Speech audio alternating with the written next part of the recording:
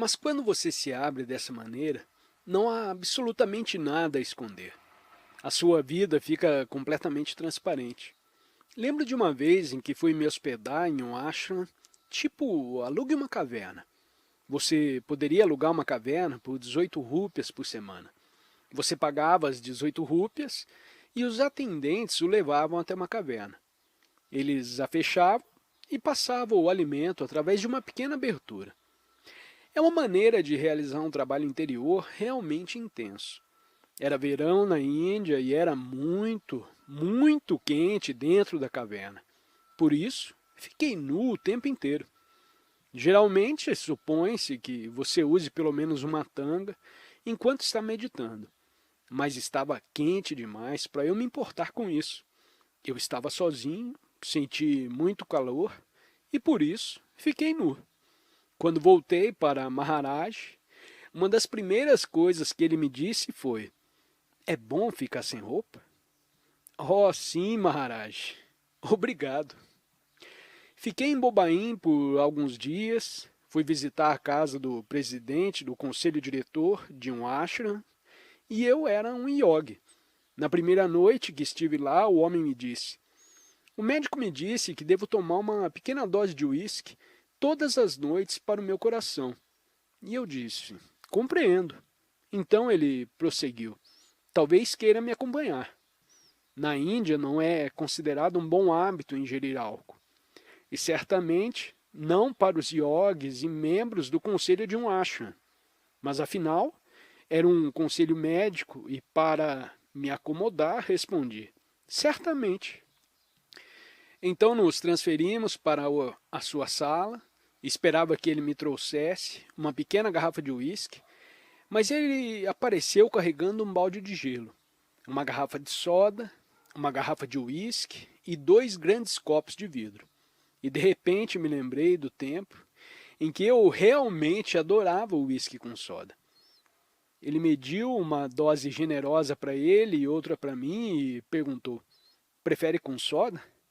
E encheu os copos com gelo e soda e me passou um deles. Bem, eu bebi o meu uísque com soda e fiquei completamente alto. Tropecei durante todo o caminho até a sala de jantar. Mal pude distinguir a mesa sem ajuda. Sua esposa nos aguardava. E isso com somente uma dose. No anoitecer seguinte, começamos um pouco mais cedo e assim foi. Depois de 3 dias, voltei para o norte, para Vrindavan, para o ashram de Maharaj. Na tarde em que cheguei, ele me chamou até seu catre, começou a falar sobre esse yogi que tinha ido à América e que era assistido por algumas devotas. E Maharaj disse: ele tem mulheres. E eu disse: sim, Maharaj, eu sei. E ele continuou: de que forma ele se refere a elas? E respondi: ele as chama de suas mães. Oh, e qual a idade delas? E eu disse: bem, uma delas tem 20 anos. Mães? Disse ele. E então perguntou: você sabe que as mães dão a ele? Não, o que elas dão? E ele disse: elas dão leite. E repliquei: isso é maravilhoso, Maharaj. O leite da mãe, perfeito. E ele continuou: todas as noites elas dão leite para ele. E perguntei: isso não é bom? Então ele se inclinou bem à frente e disse em tom de conspiração: sabe o que elas colocam no leite? E respondi: não, Maharaj. O que elas colocam no leite? Ele me olhou bem nos olhos e disse: bebida alcoólica. E riu muito. Onde eu poderia me esconder? Vocês dirão que agora ele não está em um corpo, e isso faz alguma diferença? Não. Se ele é quem eu sei que é, quando você não pode se esconder, tudo fica exposto. E se tudo fica exposto, tenho que ser quem sou. Não tenho como fazer alguém acreditar que sou outra coisa. A quem irei enganar? A maneira como interpreto isso é que no momento que você sabe que existe alguém que sabe de tudo, você está livre. Acabam as coisas escondidas. Que alívio! Todos os seus segredos se tornam absurdos, porque alguém já sabe tudo sobre você.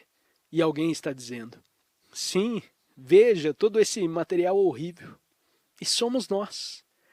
Maharaj conhece toda a minha roupa suja e mesmo assim ele me ama. Essas qualidades de ser conhecido e amado, de confiar e de se abrir, são o que o relacionamento com o guru é para mim, o devoto. Mas como se apresenta um guru? Se ele for o produto final, como veremos por dentro quando ele ou ela estiver sentado com um devoto? Já ouvi dizer que, embora o mestre e o discípulo pareçam ser duas pessoas, somente o mestre se diverte sob o disfarce de dois. É como uma flor colocada sob o nariz para que o seu perfume seja sentido. Isso é, do ponto de vista do guru, nada está acontecendo. Eu costumava me sentar diante de Maharaj e a melhor maneira que posso descrever é que eu me sentia como se fosse Charlie McCarthy. Sentia como se ele estivesse me criado a partir da sua mente para jogar comigo. E vocês diriam, mas por que ele faria isso? Bem, teriam que perguntar a ele. Eu não tenho a menor ideia. Embora para o guru pareça que nada está acontecendo, as leis ou processos que estão se manifestando através dele justificam certas ações de sua parte. Algumas vezes essas ações incluem o uso do que é chamado de siddhis ou poderes. Maharaj usou um certo tipo de siddhi comigo quando me disse, na primeira vez que eu o encontrei, como minha mãe tinha morrido alguns meses antes, algo que ele não dispunha de um modo racional de saber. Temos de compreender que quando esses poderes são utilizados, não é como se o guru estivesse ali sentado e pensando, vou perturbar sua mente.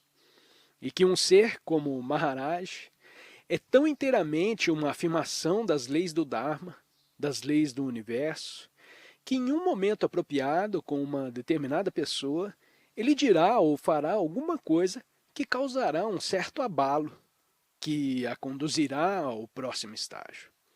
O guru está simplesmente ali, realizando qualquer coisa que o Dharma do momento exija. Na maioria das vezes, os gurus utilizam os siddhis para atingir a pessoa no ponto em que ele ou ela estiver amadurecido, para que uma determinada mudança aconteça. Ramakrishna disse, desalojar uma noz verde da sua casca é quase impossível, mas deixe-a secar e um pequeno pirapote a soltará. Se vocês permanecerem próximos desses seres, notarão o modo como eles estão harmonizados com algum tipo de prontidão nas pessoas. Centenas de pessoas chegam a Maharaj e tocam seus pés. Ele as ignora e continua falando. Elas recebem comida e deixam o templo. Então, chega um outro alguém, essa pessoa passa pelos meus padrões, seria alguém que deveria receber alimento e ordenada a seguir o caminho. Ela não preencheria os requisitos, mas Maharaj para o que está fazendo e se volta para a pessoa. Desenvolve uma longa conversa com ela, lhe concede uma bênção especial e outras coisas mais. Preciso compreender como foi impenetrável para minha mente racional aprender o que o guru estava fazendo, a quem ou o porquê. De alguma maneira ele tinha sentido naquela pessoa um momento de amadurecimento, uma prontidão para aquele pequeno acionador.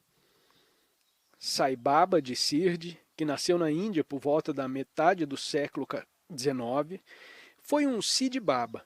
Isso é, ele era reconhecido por ter poderes incríveis. Era um ser que revirava a pessoa pelo avesso, revelando todos os seus segredos. Um casal idoso foi procurá-lo. Estavam lamentando porque todo o seu dinheiro tinha sido roubado e eles não poderiam ver o sagrado rio Ganges antes de morrerem. Sai Baba disse isso para eles. Não se preocupem com isso. Levantou-se e o Ganges começou a brotar de seus dedos dos pés. Sai Baba costumava vagar de cidade em cidade. Chegou a uma pequena aldeia e, como tinha uma aparência estranha, as pessoas a princípio o evitaram e não queriam contato com ele. Um dia, procurou óleo para sua lamparina para realizar o arate, e caso não conseguisse, não teria como realizar seus rituais. Bateu de porta em porta na aldeia, implorando pelo óleo, mas ninguém quis lhe ceder nem um pouco. Então ele desistiu. Pegou um pouco de água, abençoou-a e verteu-a na lamparina, e ela acendeu. Isso convenceu os aldeões de que alguma coisa estava acontecendo. E eles começaram a prestar homenagens ao Baba e a procurar pelos seus ensinamentos. Nesse ponto, estavam prontos para ouvir o que ele tinha a lhes dizer. Você sacode um pouco as pessoas e elas se abrem para novas possibilidades. Esse é, aproximadamente, o motivo pelo qual os CIDs são geralmente utilizados.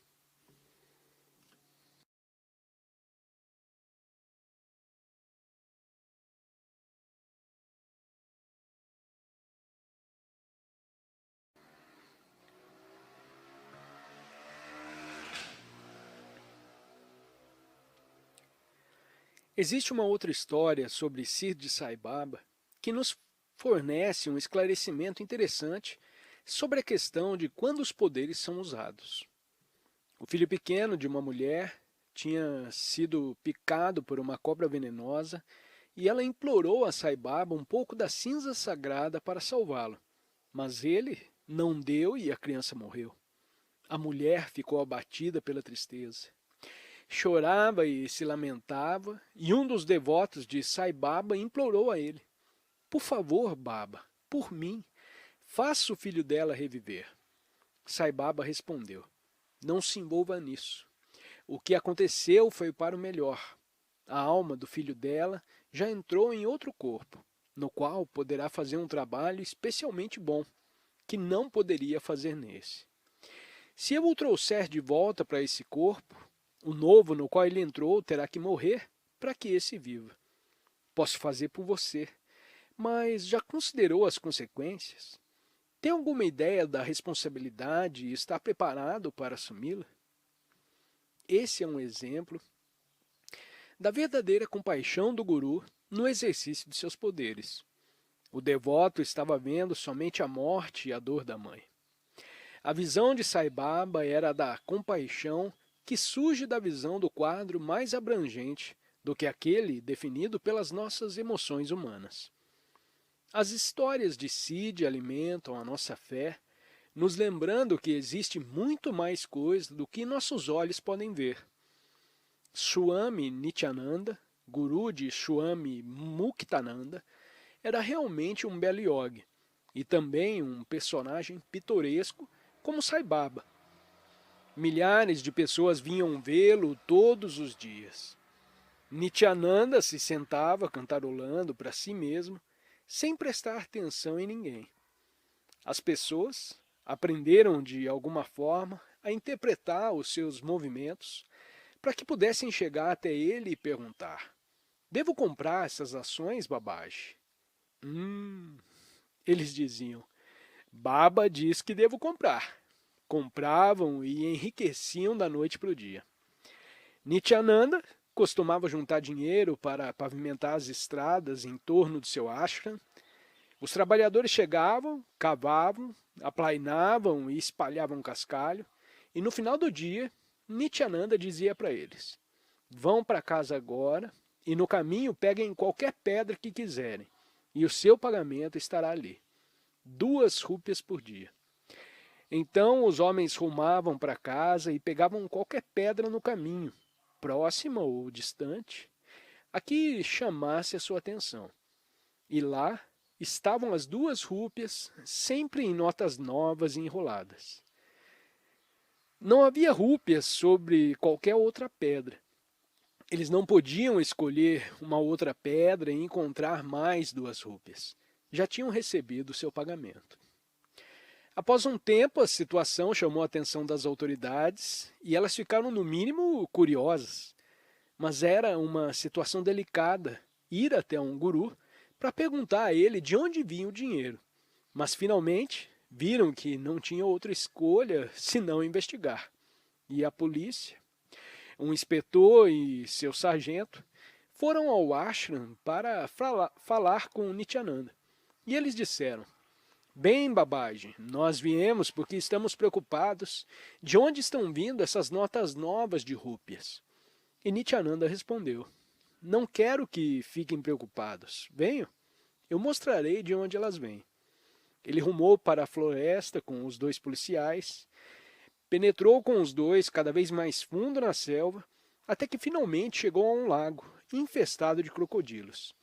Nityananda entrou vadiando a água. Os policiais ficaram na margem, olhando ansiosos e dizendo: por favor, tenha cuidado, Guruji. Nityananda os ignorou. Dirigiu-se para um dos crocodilos e esse se aproximou. Ele abriu suas mandíbulas e começou a encher as mãos com notas novas e enroladas de rúpias. Os policiais saíram correndo da floresta e nunca mais o incomodaram. Tinham encontrado um adversário poderoso. Os gurus devem se divertir com a nossa fixação com o dinheiro. E também sabemos de uma história de dinheiro sobre Maharaj. Um sadhu veio ao ashram e começou a censurar Maharaj, dizendo que ele também era apegado às suas posses. Maharaj continuou a negar, mas ouviu-o até o fim. Então disse para o sadhu: dê-me o dinheiro que você amarrou em seu dote. O sadhu respondeu: o que diz? Não tenho nenhum dinheiro. E Maharaj replicou: dê-me esse dinheiro que está dentro do seu dote. Relutante, o sadhu entregou algumas notas de rúpias que estavam escondidas, amassadas em um dos cantos do dote. Maharaj pegou-as e as atirou ao fogo. Então, o sadhu começou a censurar novamente Maharaj, dessa vez por destruir as posses de um sadhu. Maharaj então respondeu: sinto muito, não sabia que era tão apegado ao dinheiro. E esticando um par de pinças dentro do fogo, começou a tirar dali notas novas de 10 rúpias. Olhou para o sadhu e disse, concluindo: todo o dinheiro no mundo é meu. Essas histórias de Siddhis são muito divertidas e nos fornecem o tipo de evidência tangível que nossas mentes adoram, de que o guru é quem realmente pensamos que ele é. Porém, embora possam ser divertidas, as histórias nada mais são do que somente palavras, e não experiências, sendo nas práticas de Bhakti que os sentimentos de devoção são cultivados. Para os devotos, a essência do yoga é realizar as práticas de Bhakti que mantêm o coração e os pensamentos focalizados no Guru. E para isso, utilizamos todas as nossas diferentes estratégias devocionais. O método de Swami Muktananda de se ligar ao seu Guru e sua prática de Guru Kripa era uma forma de meditação. Ele meditava sobre o seu Guru. Em sua autobiografia, Muktananda descreveu como fazia: medite sobre o Guru. Instale-o em todas as partes do seu corpo, dos dedos dos pés até a cabeça. Após ter instalado o Guru por todo o corpo, finalmente comece a meditar, sentindo que você é o Guru. O Guru está em você e você está no Guru. Medite diariamente dessa maneira, sem abrigar a menor dúvida. Mantendo essa meditação, Muktananda chegou ao ponto em que começou a se identificar inteiramente com Nityananda, seu guru. Muktananda se acoplou de tal forma que na maior parte do tempo, durante o seu sadhana, ele não tinha certeza de qual dos dois era. Uma prática de meditação como essa é uma técnica para nos conduzir a uma identificação com o Guru. É uma maneira de mudar consciência, de chegar ao ponto onde não estamos mais separados do Guru. É uma meditação, mas é uma meditação centrada na devoção, e é o amor que dirige todo o processo. Escolha um ser como Nityananda, um ser como Maharaj, um ser sem forma, um ser que vocês não podem ligar a nenhum lugar, e comecem a incorporá-lo em vocês. É bem semelhante à maneira como uma criança se identifica com seus pais. Vocês incorporam esse outro ser cada vez mais, até que não existe diferença entre vocês. Podem fazer isso com Cristo, podem fazer isso com Buda, podem fazer com Maomé, podem fazer com Maharaj, podem fazer com quem tocar o seu coração. Simplesmente imaginem esse ser sentado diante de vocês e depois comecem lentamente a atraí-lo para dentro de vocês. Puxem-no aos pouquinhos para dentro de cada parte do seu ser, até que, de certa forma, ele substitua vocês. Esse tipo de meditação é uma prática muito poderosa. Embora para mim a prática do Guru Kripa não seja realmente nada disso. Para mim é simplesmente um processo de me apoiar no meu Guru, momento após momento, e ver a minha vida refletida através da consciência dele. Não posso lhes dizer quantas vezes por dia eu encontro. Tenho retratos dele por toda parte. Na minha sala de orações, no painel de instrumentos do meu carro, na geladeira, no banheiro. Eu realmente me apoio nele. Meu amor por Maharaj é a minha maneira de me abrir. Ele está constantemente ali, constantemente me lembrando. Quando falo com alguém, essa pessoa se torna o meu Guru. Quando me zango com alguém, esta se torna o meu Guru. Momento após momento, estou apoiado nesse ser incrível, esse ser de consciência, de amor, de luz e de presença. O meu amor por Maharaj é um processo de entrega. Desejo fluir naquilo que ele acha que é o melhor para mim. Eu me entrego para a versão dele da minha história, no lugar da minha própria. São João disse: aquele que me enviou está comigo. Ele não me deixou sozinho. Faço somente aquilo que o agrada. E gradualmente, a prática da entrega está me modificando, está me transformando nele. Acho que o que encontrei em Maharaj foi algo que satisfez tanto o meu intelecto quanto o meu coração. Houve um grau intenso de amor, um sentimento de amor oceânico que permeia o espaço em torno de Maharaj. Havia uma aura, uma presença tão poderosa que você se sente banhado e purificado simplesmente por estar próximo dela. Até agora, quando o atraio para o meu coração, sinto a mesma sensação. Sinto-me banhado pela sua presença. Essa é a essência do meu relacionamento com Maharaj. Amá-lo, me abrir para a sua presença, para me entregar a ele. Essa é a minha prática de Bhakti, uma prática de Guru Kripa.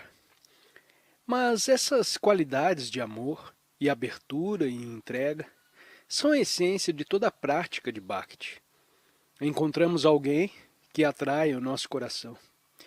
Pode ser Maharaj, o Anandamai, Cristo ou Krishna, Alá ou Deus. Vocês escolhem um nome. Então, convidamos esse ser para entrar. Instalamos esse ser em nossos corações e nos oferecemos para ele. Cantamos para ele, entoamos louvores a ele, oramos para ele, trazemos flores para ele. Amamos e nos abrimos e abrimos mais. E então observamos como lentamente, Bem lentamente, porém certa e seguramente, amamos o nosso caminho para nos tornarmos ele.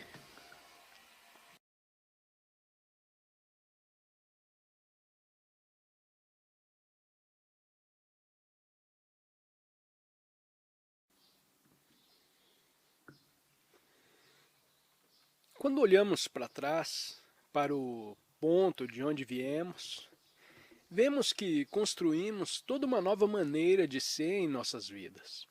Uma perspectiva que transforma os nossos atos em karma yoga e que nos leva a desenvolver práticas como a meditação, a purificação e a devoção. E quando reflito sobre tudo isso, descubro que é como se existisse um lugar onde deixamos algum trabalho não realizado, uma área para a qual dedicamos pouco tempo até então. Ela está ligada a um aspecto da personalidade, ao aspecto emocional, interpessoal e cultural em nossas vidas. É o que chama, na falta de um termo melhor, de aspectos sociais do nosso sadhana. Acho que agora é o momento de voltar e olhar mais de perto para essas partes de nossas vidas, porque elas também terão que ser transformadas no curso dessa jornada. Nada pode ser deixado fora desse caldeirão. Quando falamos sobre personalidade, da maneira que a compreendemos normalmente, estamos observando uma invenção acidental peculiar. A personalidade tem muito menos força em uma sociedade como a Índia, onde todos se relacionam com todos muito mais em termos dos seus papéis e de suas almas do que em termos de identidades pessoais. Mas nós, no Ocidente, estamos completamente apaixonados pela personalidade. Enfocar sobre a personalidade significa concentrar sobre as diferenças individuais. Sou assim porque gosto disso e não gosto daquilo. A soma total de todas essas diferenças é o que nos define em nossas próprias mentes. Sou depressivo, sou autoconfiante, sou realmente uma boa mãe, sou preguiçoso. O processo de cultivar essas personalidades em nós significa que crescemos preocupados com as diferenças individuais, as nossas e as dos outros. Mas se a nossa atenção às nossas diferenças individuais for simplesmente neutra, se permanecermos somente notando-as e apreciando toda a miríade de formas pelas quais Deus se manifesta, tudo ficará bem. Mas no lugar dessa qualidade de apreciação, a nossa discriminação possui, com uma frequência cada vez maior, uma lâmina de julgamento ligada a ela. E isso leva tanto a comentários sobre outras pessoas, como a uma auto-preocupação neurótica sobre nós mesmos.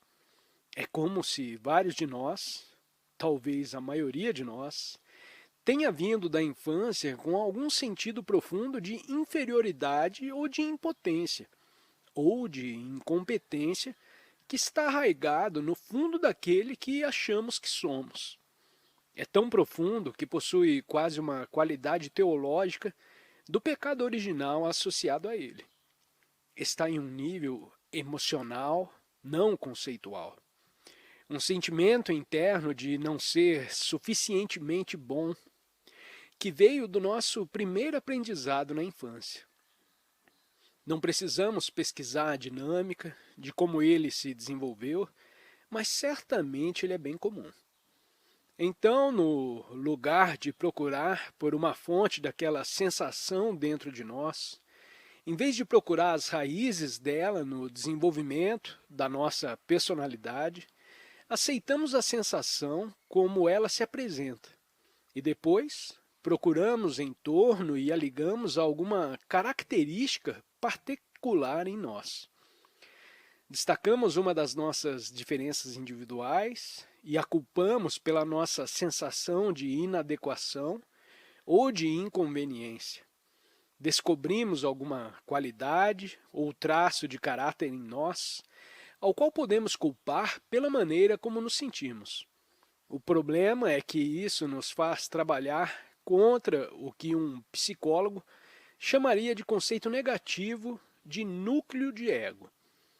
Quando eu era psicoterapeuta, ficava sempre espantado com o fato de cada pessoa ter a sua própria coisa. Cada pessoa dizia que, se não fosse por aquela coisa, sua vida estaria bem. Se eu não tivesse um nariz daquele tamanho, se meus seios fossem maiores, se meus seios fossem menores, se tivesse orgasmos melhores, se eu tivesse vindo de uma família mais rica, se meus pais não tivessem se separado quando eu era pequeno, se eu não tivesse caído para deixar essa cicatriz horrível quando eu era pequeno, se meu cabelo fosse de uma cor diferente, se eu tivesse morado em uma comunidade onde houvesse mais crianças para eu brincar, se eu tivesse sido um pai mais amoroso, todos têm a sua coisa. Posso não ter mencionado exatamente a de vocês nessa lista, mas aposto que consegui atingir pelo menos 40% de nós. E os outros 60% eu passei raspando. Ficamos tão emocionalmente preocupados com a coisa que está errada em nós, que ela começa a colorir todas as maneiras como vemos o mundo à nossa volta. Se você está preocupado com o seu nariz, então notará os narizes. Notará todas as pessoas bem-sucedidas e, em particular, os belos narizes que elas têm. E assim por diante. Cada uma dessas autodescrições negativas é uma maneira de expressar sensação de quem somos não é suficiente. E se sentimos que quem somos não é suficiente, isso nos torna muito vulneráveis a qualquer percepção desagradável de nós mesmos que chegam de pessoas que estão ao redor. Deixem-me relatar uma sequência interessante. Isso aconteceu por volta de 1964. Tim Larry e eu tínhamos sido companheiros há muitos anos, mas chegáramos a um ponto onde estávamos discordando sobre várias estratégias de vários tipos. Na verdade, tínhamos nos separado por um tempo, mas ainda restavam vários envolvimentos em comum. Eu era o tesoureiro e diretor de Millbrook, a nossa comunidade em Nova York, sem fins lucrativos, e a orientávamos juntos. E como Tim estivera viajando muito, eu era na época o guardião legal de seus filhos. Voltei a Millbrook em 1964, após passar algum tempo na Europa. Timothy havia orientado Millbrook naquela época em que eu estivera fora. Eu o dirigira no ano anterior, enquanto ele estivera na Índia. Embora Timothy e eu tivéssemos nos desentendido, eu era íntimo dos seus filhos. Ele chegou uma tarde quando eu estava lá com eles e disse: "Crianças, quero dizer algo a vocês. Tio Richard, que era como me chamavam, é a encarnação do mal." Seu filho respondeu: "Pai, ele pode ser esquisito, mas não é mau."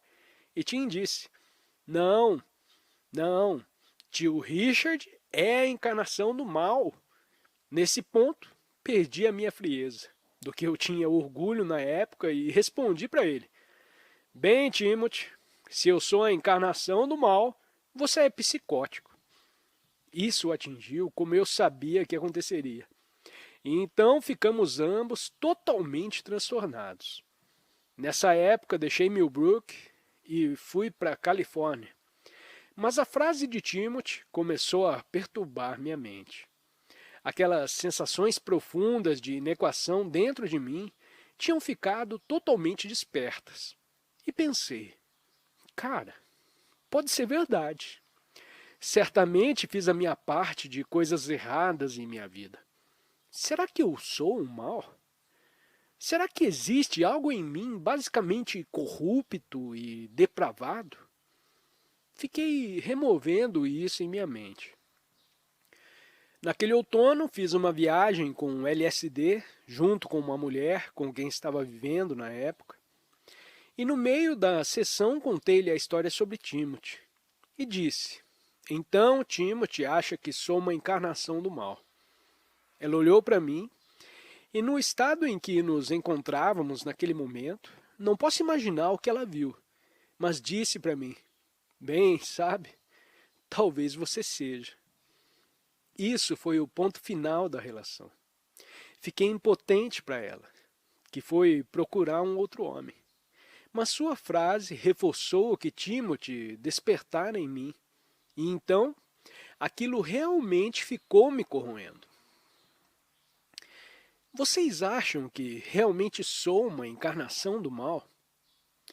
Duas pessoas tinham dito que sim, e eu achava que talvez fosse. Então, no final do inverno do ano seguinte, fiz uma viagem muito pesada com ácido, sozinho. Mergulhei fundo em busca daquele lugar em mim, onde me senti verdadeiramente mal. Fiquei de frente do espelho e me vi o pior que pude. Revi cada um dos meus maus pensamentos. Estava realmente retirando o inferno de dentro de mim, literalmente. Mas não parei por aí. Continuei a descer mais fundo e fui além do lugar onde me vi como o próprio mal. Voltei e cheguei a um lugar em mim onde eu simplesmente sou. Simplesmente sou. Faço muitas coisas erradas e faço muitas coisas bonitas. Não sou um homem bom e nem mau, simplesmente sou. Existe o bem e existe o mal, e aqui estou. Eu tinha tocado aquele ponto antes, mas nunca me vira numa situação em que meus amigos me dissessem que eu era mau. E na época, nunca tivera antes a oportunidade de trabalhar com a minha malignidade tão intensamente quanto naquele momento. E por isso nunca havia experimentado antes aquele lugar além do bem e do mal de modo tão claro. Dali em diante, fiquei liberto de toda a questão do bem e mal, e o episódio inteiro se transformou em um grande presente para mim. Passou-se um ano e meio, Timothy falira em Laredo, e eu estava trabalhando com um grupo de pessoas que tinha estabelecido um fundo de defesa para ele. Tim e eu continuávamos distantes, mas estávamos trabalhando juntos. Na época eu vivia em Nova York e Tim estava em Millbrook. Por volta das 2 horas de uma madrugada, recebi um telefonema de alguém em Millbrook que disse: Tim fez uma viagem e ficou chamando por você a noite inteira. Quer que venha até Millbrook para que ele possa falar com você. Nessa época, eu não via Tim provavelmente há 6 meses ou mais. Então, na manhã seguinte, aluguei um carro e fui até Millbrook para ver Tim. Entrei no quarto, Tim estava deitado no chão, levantou-se, veio até mim e me abraçou e me disse: Richard, só quero que você saiba uma coisa. E respondi: o que é, Timothy? E ele disse: você não é a encarnação do mal. E eu disse: bem, obrigado, já descobri isso. Mas fico contente com o que fez por mim, porque se não tivesse feito essa viagem em mim, nunca teria feito todo esse trabalho que me levou a essa compreensão.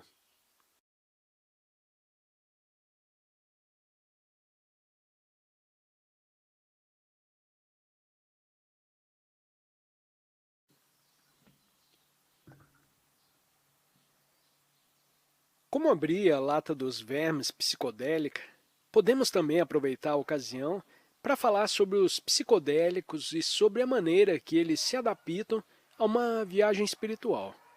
Seu uso remonta a tempos bem anteriores aos que a maioria de nós poderia imaginar. No Bhagavad Gita, Krishna diz: eu sou o Soma. O Soma ao qual Krishna se refere era um extrato de uma planta utilizado pelos antigos yogis hindus para atingir experiências místicas. Não sabemos realmente o que o soma era exatamente. Esse conhecimento foi perdido há muitos e muitos séculos. Qualquer que tenha sido a sua química, era o elixir, a ambrosia dos deuses, a bebida que transmuta, a bebida que espiritualiza. No Rig Veda, existe um poema em louvor ao soma, chamando-o de uma gota de cristal com 1000 olhos. O poema prossegue para descrever como era uma viagem com o soma. E ele diz: bebemos o soma e tornamo-nos imortais. Atingimos a luz que os deuses descobriram. Entre nós, aqueles que estiveram envolvidos na pesquisa com cogumelos e com LSD na década de 1960, experimentaram efeitos similares através dos psicodélicos. Eles nos abriram espiritualmente. Foram realmente um sacramento.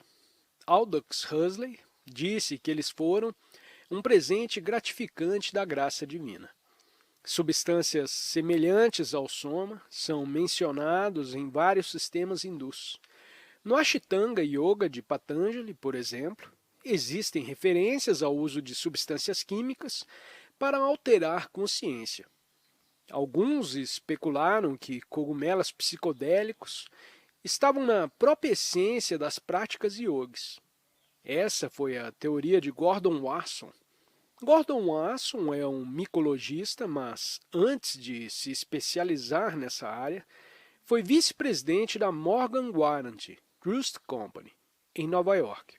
Interessou-se pelos cogumelos sagrados, conhecidos no México, como Teonanacatli, a carne dos deuses, e eles são cogumelos psicodélicos que, como algumas outras poucas variedades, são capazes de provocar estados alterados de consciência.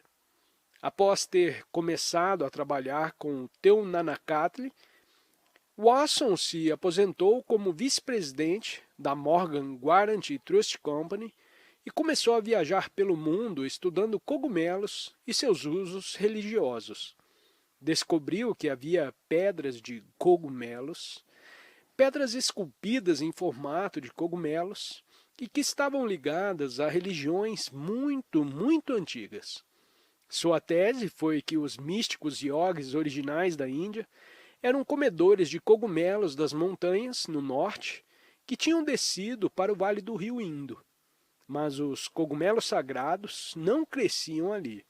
E eles, então, desenvolveram todas as práticas yogis, pranayama, hatha yoga e raja yoga, para tentar reproduzir os mesmos estados de consciência que os cogumelos tinham originalmente proporcionado a eles.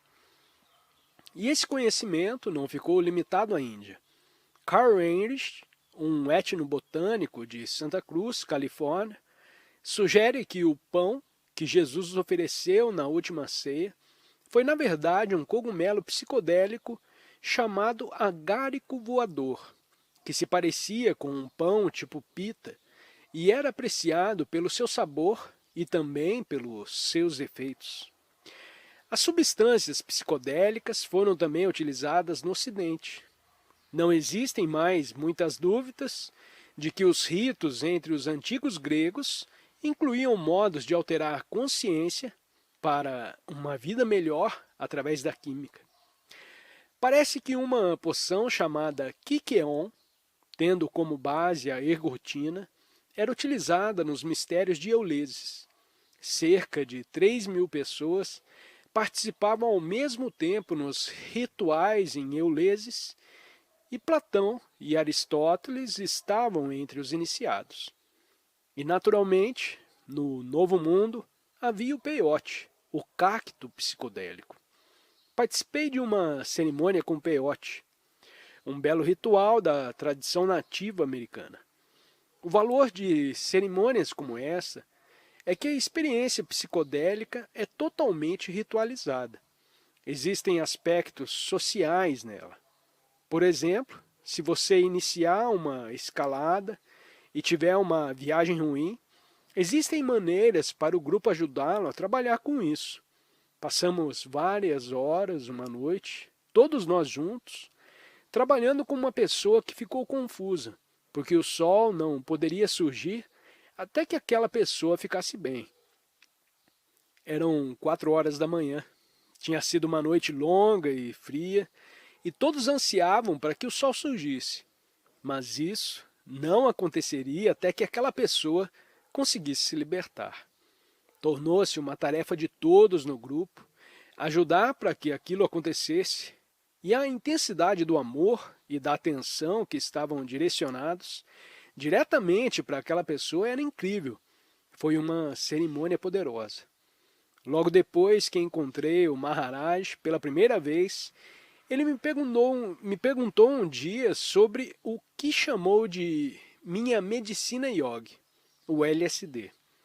Revolvi minha mochila e encontrei uma caixa de pílulas que carregava e mostrei a ele 3 cápsulas de LSD que tinha comigo, cerca de 9 microgramas, uma dose bem respeitável. Ele pegou as pílulas e tive a impressão de vê-lo colocá-las em sua boca. Depois, durante toda aquela tarde, ele continuou a falar e a fazer o que sempre fazia, e parecia que nada tinha acontecido. Depois, voltei para a América e escrevi sobre aquela experiência e falei sobre ela em minhas palestras. Mas dentro de mim persistia aquela pequena dúvida. Será que com um truque de mão, ou sugestão hipnótica, ou qualquer outro artifício, ele na verdade não tinha tomado as pílulas, que na verdade as tinha atirado para o ombro ou algo parecido? Estão vendo? A minha mente pensando e trabalhando a todo vapor? Quando voltei para a Índia na vez seguinte, Maharaj me chamou até o seu catre um dia e me disse: "Você me deu alguma droga na última vez que esteve na Índia?" E eu disse: "Sim, Maharaj." E ele perguntou: "Eu tomei a droga?" Respondi: "Bem, acho que sim." Ele perguntou: "E o que aconteceu?" Eu disse: "Nada." Então ele disse: "Tchau, tchau, vá embora." Na manhã seguinte, Maharaj me chamou novamente até o seu catre e disse: "Você tem mais daquela droga?" Respondi: "Sim, tenho." E ele pediu: "Traga para mim." E levei o LSD que tinha na minha mochila. Dessa vez eram 5 pílulas, uma delas partida. Ele separou as 4 que estavam inteiras, que era uma dose muito alta, cerca de 1.200 microgramas de puro LSD.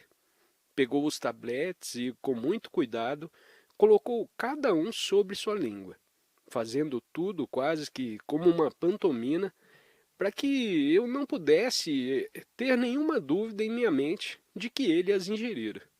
Depois de tê-las engolido, ele perguntou: "Pani, posso beber água?" E eu disse: "Sim, certamente." E ele pediu: "Pani, Pani, traga-me água." E bebeu um pouco. Depois perguntou: "Isso me deixará louco?" Respondi: "Provavelmente. Tudo o que quiser poderá fazer." Vocês sabem, é preciso não esquecer com quem estamos falando. E ele perguntou: "Quanto tempo durará?" Eu disse: "Cerca de 1 hora." Então ele chamou um homem já idoso, que tinha um relógio de bolso enorme, daqueles antigos com uma corrente, e Maharaj fez o homem se sentar ao seu lado no catre. Inclinou-se para ele, olhando para o relógio. Lembrava uma cena dos irmãos Marx. Em determinado momento, cerca de meia hora ou mais, Maharaj meteu-se debaixo do seu cobertor por alguns minutos e depois surgiu parecendo absolutamente enlouquecido, com a língua pendente e os olhos estrábicos. Pensei: "Oh, meu Deus, o que eu fiz?" Ele realmente não tomou o LSD da primeira vez. E como é um bom leitor da mente, soube que eu tinha percebido. Então achou que deveria realmente tomar dessa vez, mas não sabia o que estava se metendo, e agora se achava enlouquecido. E esse gentil senhor, a culpa é toda minha. Nesse momento, Maharaj olhou para mim e começou a rir. Ele ria e continuava a rir daquilo que tinha feito comigo. Então voltou a fazer as coisas como de costume, conversando com as pessoas e jogando frutas para elas. Ao término daquela hora, Maharaj apontou para o relógio do homem e disse para mim: Bem, o que você acha? E eu disse: Acho que não vai funcionar. E ele perguntou: Você não tem algo mais forte? E eu disse: Não, Maharaj, não. Ele só encolheu os ombros. A maioria dos yogis teria receio em ingerir a droga, disse. Essas coisas eram conhecidas muito tempo atrás, no Vale de Kulo, mas tudo está perdido agora. Eles não sabem mais nada a respeito disso. Mais tarde, perguntei a ele: Maharaj, é certo usar essas drogas? E ele respondeu: Se você ingerir em um lugar frio e a sua mente estiver em grande paz, e se estiver sozinho e se voltar para Deus, poderá ser útil. Ela lhe permitirá entrar na sala e fazer o pranam para Cristo. Isso significa que eu poderia ficar na presença do Espírito. Mas você só pode ficar 2 horas. Disse. E então tem que voltar. É melhor se tornar o Cristo do que somente fazer o pranam para ele. Mas a sua droga não fará isso para você.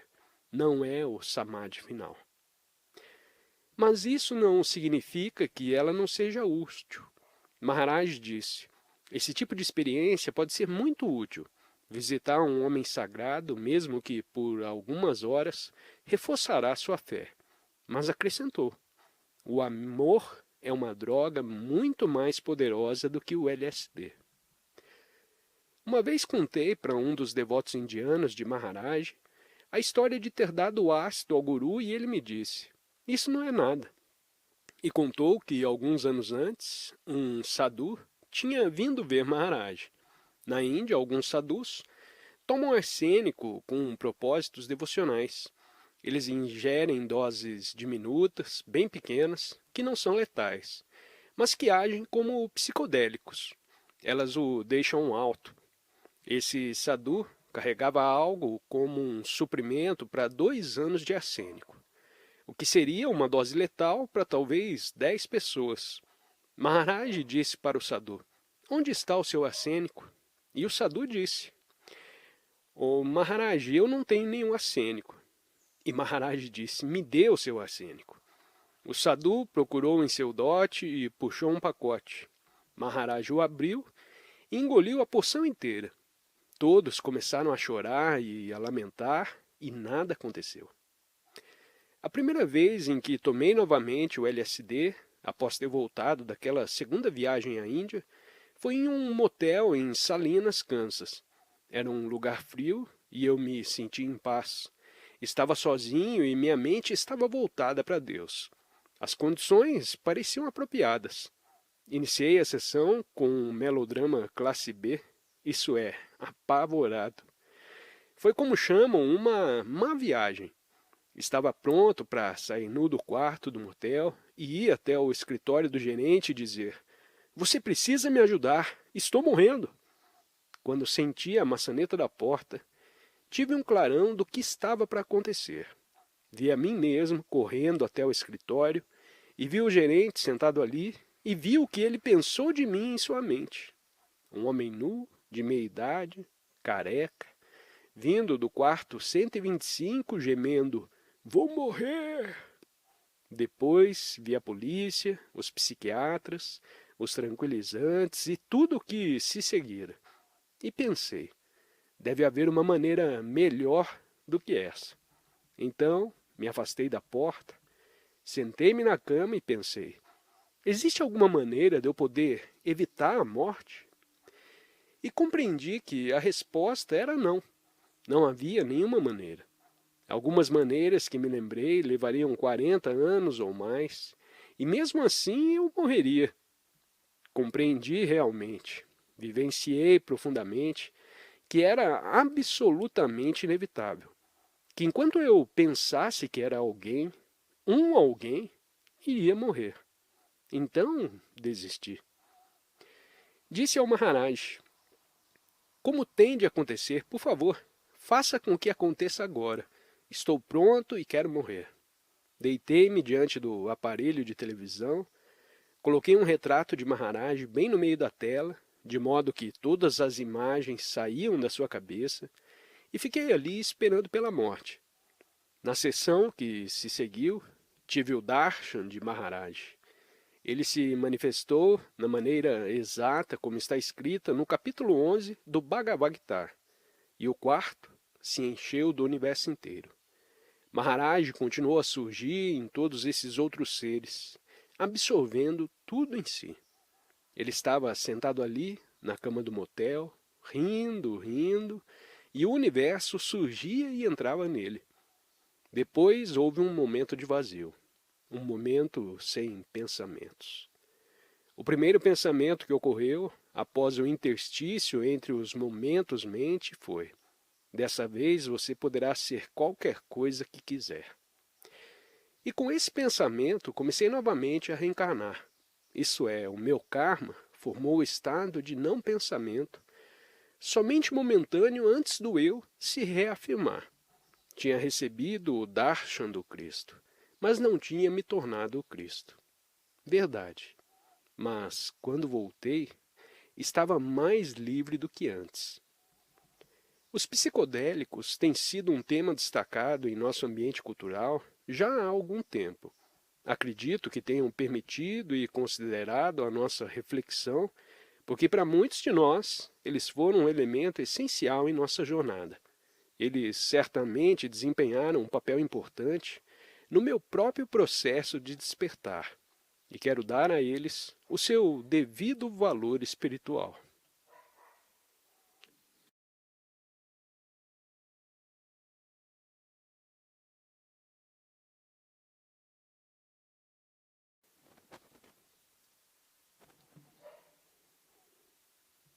Bem, voltando para aquela história sobre o Tim e eu, vocês podem verificar que eu estava começando a assumir uma postura diferente em relação à maneira como me relacionava com meus próprios sentimentos.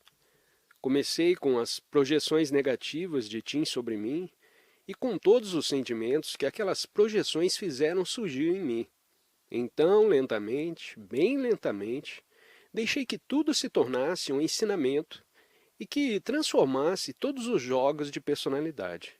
Naquele ponto, em vez de ser algo que me arrasava, a matéria da minha personalidade se tornou o veículo para me libertar. Esse é o salto. Essa é a maneira de transformarmos nossos jogos emocionais. Existem técnicas como essa que podemos utilizar para trabalhar com qualquer material que nos aprisione. Raiva, depressão, aborrecimento, solidão, qualquer estado emocional que surgir. Em vez de tentar afastá-lo ou ficar zangado com Deus por isso, nós o convidamos a chegar. Apreciamos o ensinamento que ele traz. Transformamos a situação e isto nos liberta. Temos um outro exemplo com a raiva. Quando alguém me deixa irado, fico realmente transtornado. Mas enquanto trabalho o meu lado inflamável, quando a adrenalina começa a correr e entro em fúria, de repente, o humor cósmico da situação começa a se retirar furtivamente. Ouço Maharaj dizendo: volte a ser você. Porque só ficamos zangados quando alguém não confirma as nossas expectativas, quando alteram os nossos modelos da maneira que achamos como as coisas são. E como nossa estratégia nesse jogo é esmiuçar exatamente esses pontos em nós, onde estamos apoiados em modelos disso ou daquilo, o que mais poderíamos pedir do que pessoas que cheguem e nos despertem novamente? Se elas podem nos deixar furiosos, não é bom? Não é um ato de compaixão? Não é necessariamente um ato conscientemente compassivo da parte delas, mas, do nosso ponto de vista, é não obstante um ato compassivo. Você realmente me tira do sério. Obrigado. Mas a questão é de quanto tempo preciso nessa sequência de pequenos momentos mente para ir da raiva, que está no nível das diferenças individuais, para o, ó, aí estou eu encarnando a raiva, que está no nível da testemunha. Nossas práticas visam encurtar essa sequência. Estamos aprendendo a despertar o mais rapidamente que pudermos, antes de criar muito karma extra para nós mesmos através da nossa reatividade. Um pequeno comentário humorístico sobre o assunto da raiva. Um amigo meu de Nova York me escreveu dizendo: no centro da cidade, no East Side, vi uma mulher zangada se inclinando. Ela é familiar para muitos de nós.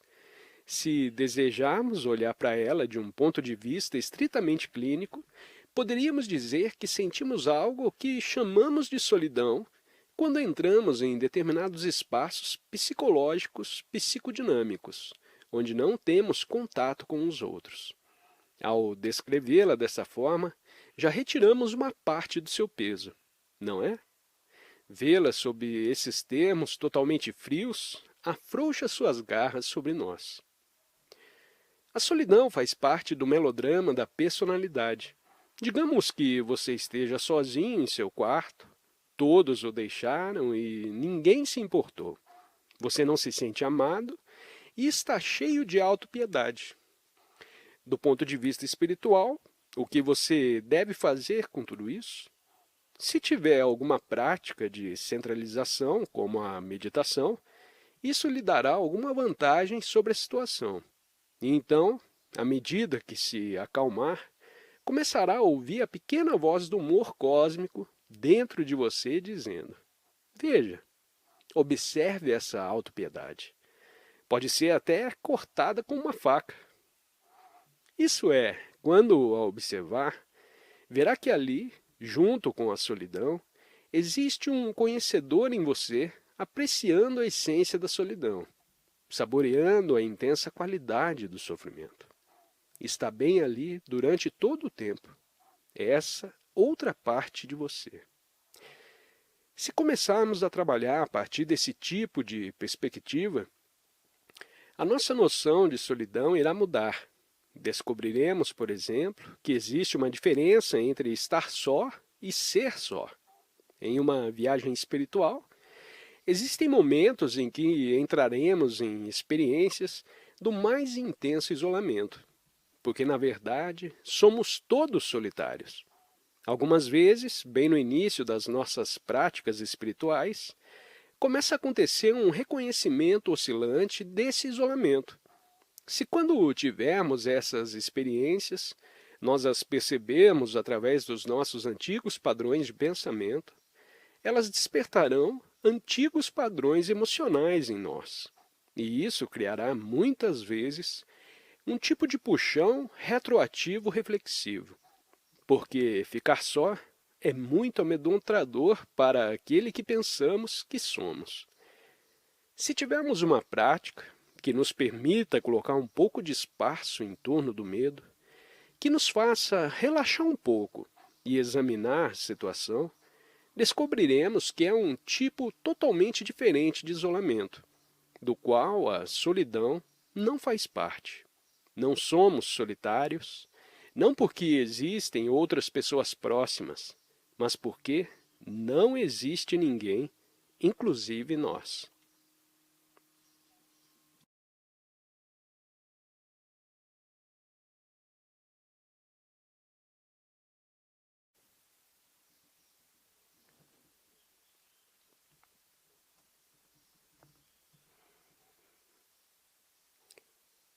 Muitos de nós encontram-se em uma situação delicadamente peculiar.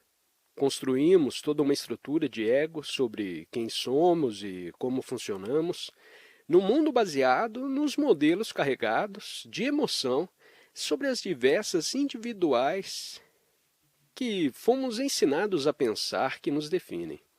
Mas agora estamos vivenciando reinos do universo e percepções de nós mesmos e dos outros que são totalmente inconsistentes com aquelas maneiras antigas de pensar. Como poderemos juntar as duas? Como compreender o que está acontecendo? Como podemos responder a tudo isso? Vamos fazer um jogo. Vamos imaginar que todo o nosso campo de percepção, tudo o que podemos vivenciar de momento a momento, é como um aparelho de televisão, em que podemos mudar a nossa realidade mudando de um canal para outro. Se olharmos para uma outra pessoa, quando sintonizamos o canal 1, nós a veremos da maneira que habitualmente estamos acostumados, o que significa que a estamos vendo principalmente em termos da maneira como ela se ajusta aos nossos próprios sistemas de desejo. Então, como disse antes, se você é voltado para o sexo, vê quem poderia ser um parceiro, quem seria um competidor para o candidato a parceiro e quem seria irrelevante.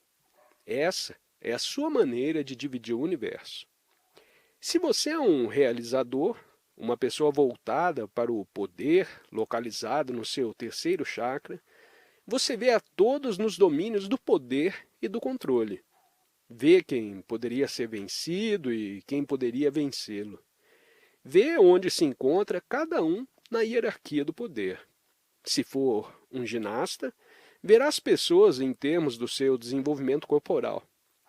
Se a sua preocupação é com a cor da pele, será isso que chamará sua atenção. Tudo isso no canal 1. Agora, gire uma vez o seletor de canais.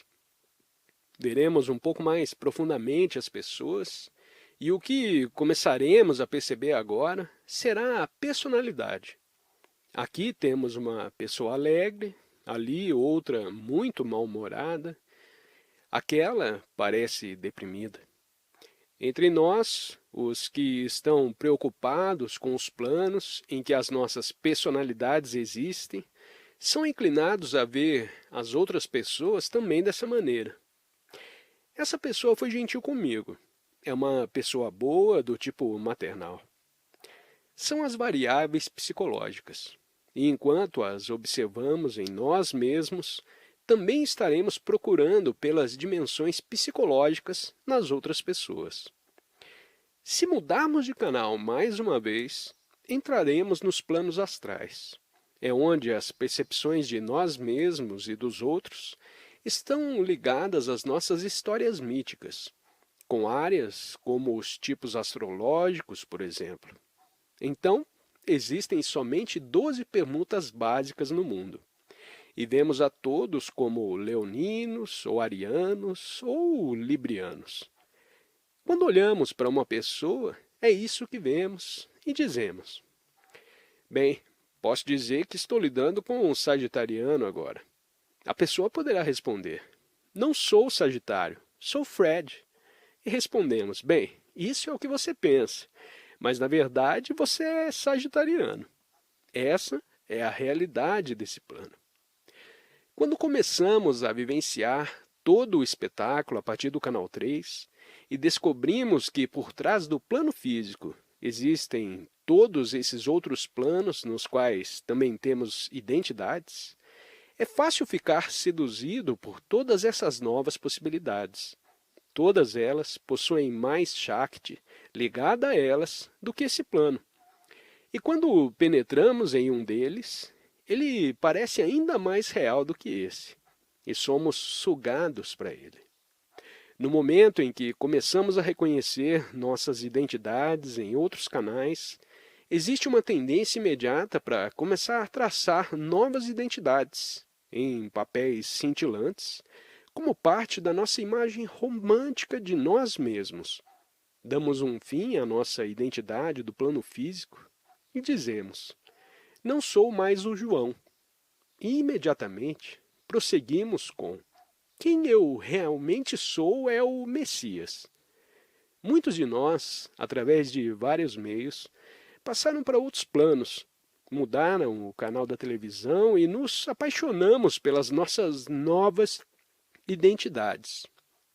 Trocamos uma vestimenta por outra. As novas podem ser mais divertidas, porém ainda continuamos tão aprisionados nas diferenças individuais quanto estávamos antes. O jogo não se destina a criar novos papéis excitantes para vivenciar, mas para deixá-los ir, soltá-los e soltá-los. Canal 1, identidade física. Canal 2, identidade emocional. Canal 3, identidade astral. Se mudarmos mais uma vez o seletor de canais, chegaremos ao que poderíamos chamar de nível da alma. E agora, o que iremos procurar, quando observarmos uma outra pessoa, será uma outra alma olhando para nós. Olhamos nos olhos do outro e vemos um outro ser como nós. Você está aí? Eu estou aqui. Poderemos ver ainda o pacote que inclui o corpo, a personalidade, o signo astrológico, todas as diferenças individuais. Ainda existe alguém separado do eu aqui, mas as diferenças individuais agora se parecem mais com véus, como o envoltório do produto em si. Aqui estamos nós, dois seres. Temos as nossas características individuais e também somos iguais. Vamos decifrar uma relação, digamos com seu pai ou mãe ou seu filho. Alguém com quem você tem uma longa história de lidar somente com o papel desempenhado. Essa é minha mãe, esse é meu pai, esse é o meu filho, esta é a minha filha, essa é a pequena Mary Jane. Olá, pequena Mary Jane. Agora, mude de canal. Você olha para Mary Jane e, de repente, lá está um outro ser dentro da Mary Jane, que não é a Mary Jane. Não é a Mary Jane, não é como Sarah Lou ou outro alguém. É a alma, uma outra parte do seu ser dizendo: eu estou aqui e sou como você. O que descrevemos são 4 canais, 4 diferentes tomadas da realidade. Para o bem da eficiência, para que possamos agir em nossas vidas, geralmente confinamos as nossas percepções ao canal 1, ou talvez aos canais 1 e 2. Além disso, presumimos que nossas diferenças individuais, quaisquer que sejam elas, são uma constante, e que podemos, portanto, tratar a todos, sendo hoje exatamente como foram ontem. Se você foi Mary Jane ontem, vou presumir que provavelmente será Mary Jane hoje, o que significa que lidarei com você tendo por base a sua história passada.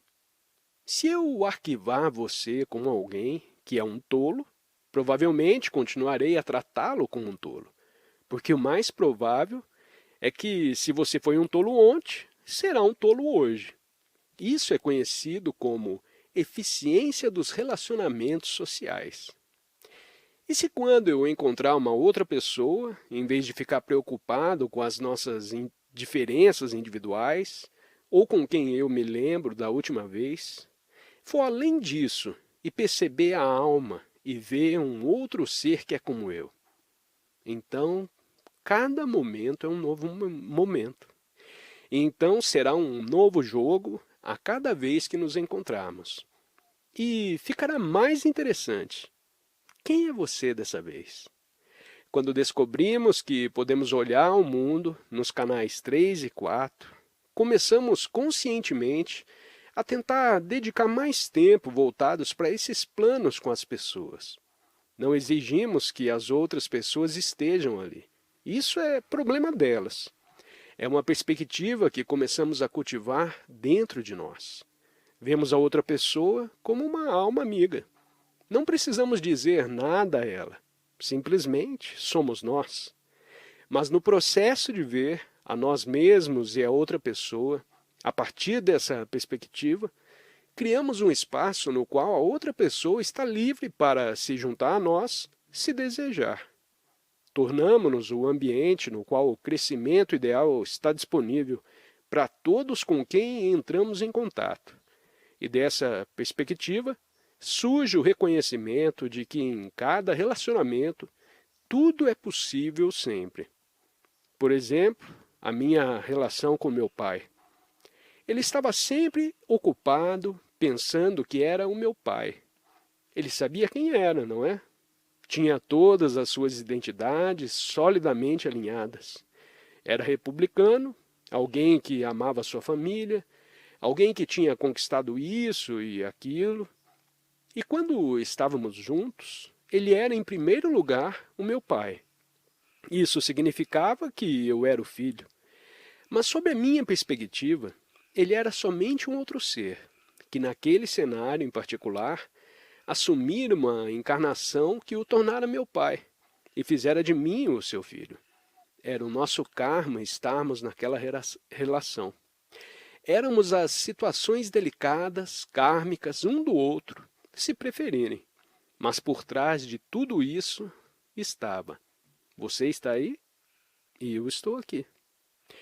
Isso a partir da minha perspectiva. Mas se eu dissesse a ele: você está aí? Ele diria: ó, lá vem você de novo com aquela conversa. E não era tarefa minha tentar empurrar a minha visão sobre ele. O capítulo 3 do Gita diz que o sábio não perturbe a mente dos não sábios em seu trabalho, que trabalhe em devoção e mostre a eles a alegria do bom trabalho. E aqueles que estão sob a ilusão das forças da natureza se submetam a trabalhar essas forças. Que o homem que vê isso não perturbe aquele que não vê. Então, o meu trabalho não era dizer para o meu pai: veja, você não é realmente o meu pai. Ele tinha a certidão de nascimento e isso era a realidade dele. O meu papel era trazer uma dimensão adicional para o nosso relacionamento, dentro da minha própria percepção. Eu o via como meu pai e também como uma outra alma igual a mim. Mas uma alma que estava em uma encarnação na qual se via totalmente identificada com os pensamentos ligados àquela encarnação. Ele estava tão profundamente identificado com esses pensamentos que eles eram inteiramente reais, partindo do seu ponto de vista. Tudo certo. Eu não tinha que lhe contar sobre a minha visão. Sentávamos juntos e tínhamos uma conversa de pai e filho, e durante todo o tempo eu entoava o meu mantra. A conversa era de pai e filho, mas eu também estava sentado naquele lugar dentro de mim, onde éramos somente duas almas, partilhando dessa dança. Naturalmente, o plano que adicionei era meramente mais um plano. Não era melhor ou pior do que o plano onde meu pai estava, mas pelo menos apresentava uma alternativa. Minha mente estava criando um espaço no qual, se ele escolhesse, estava livre para desistir das condições limitadoras do seu papel que o faziam pensar que tudo o que havia ali era para ele. E o que acontecia algumas vezes entre nós, naquele espaço, era bem mais abrangente. Teríamos, por um tempo, uma conversa de pai e filho, e depois sairíamos disso e simplesmente sentaríamos em silêncio juntos. Se vocês ficarem presos em seus papéis, estarão fracos quando o material se esgotar e as falas do texto terminarem. Mas papai e eu nos ajustávamos tão bem que ficávamos sentados juntos em silêncio e logo parecia que estávamos em algum retiro de meditação. Deixávamos as palavras para trás e ficávamos simplesmente ali.